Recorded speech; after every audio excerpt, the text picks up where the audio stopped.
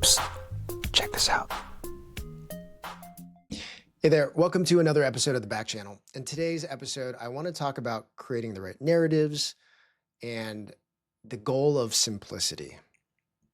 In the last episode that I recorded, I talked a little bit about how venture capitalists process deals, what they share, and the importance. One of the little elements that I incorporated was the importance of having your message and having your narrative easily shareable.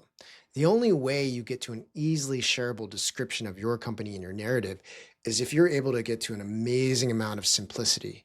And it's a balance, right? Getting to the right amount of simplicity is hard because you want to go so simple that it's easy to understand and share. But in some ways, the fear for a lot of founders is, will I go too simple that it sounds dumb, or it sounds like it's too easily copied, or a variety of other anxieties around narratives that I hear. And I was thinking about how to guide people around this idea of simplicity, especially because I think in general, it's hard to go too simple. And you'll kind of know already when you go too simple. But I was reminded of an approach in a different discipline of business that I thought might be helpful. I have this mentor who early on in my career really guided me when it came to a lot of different business tactics, strategies, et cetera, and how to do things. He was one of the most impressive negotiators that I had ever seen, and I'd gotten a chance to actually see it live on a couple cases.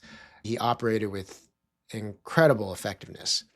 And one of the things he did was he was just extremely aggressive.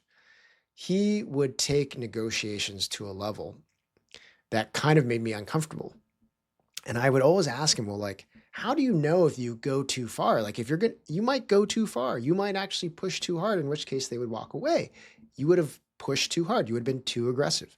And his response to me was, I'm actually kind of looking for that, because how will I know where that line is if I don't go all the way to the line so that they turn away? Because I always know that if they walk away, I can just bring them back to the table, and now I'll know where that line is. Now, we won't get into a discussion of whether or not that strategy around negotiating always works or where the pitfalls in that lie, but I do think this idea of pushing until you find the line is really helpful, especially when it comes to things like creating narratives and driving towards the right amount of simplicity. So my guidance for you is cut deeper than you expect. Like, I think founders will never cut deep enough in terms of going simple, and try to go so simple that finally when people give you feedback around it, they're like,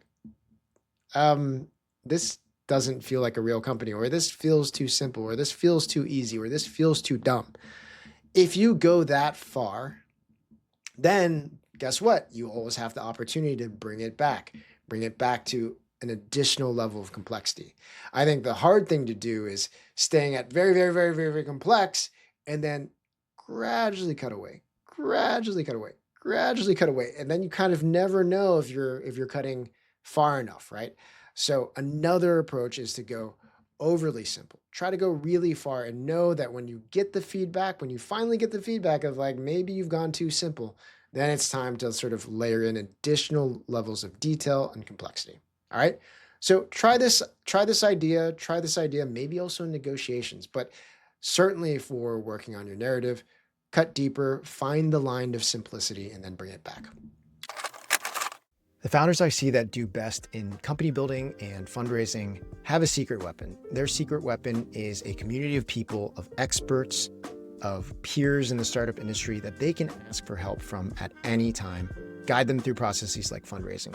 I wanted to make that easier for everyone else to have access to by building the Adamant Fundraising program and community.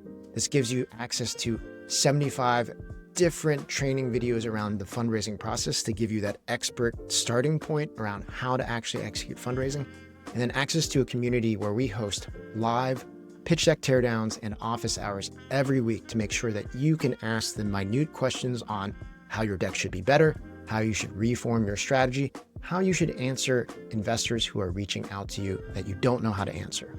So If you want to check that out, if you want to get the secret weapon that I think a lot of the best founders have, check out adamantfundraising.com and join us today. All right. Hopefully this short episode was helpful, and I'll see you next time on the Back Channel.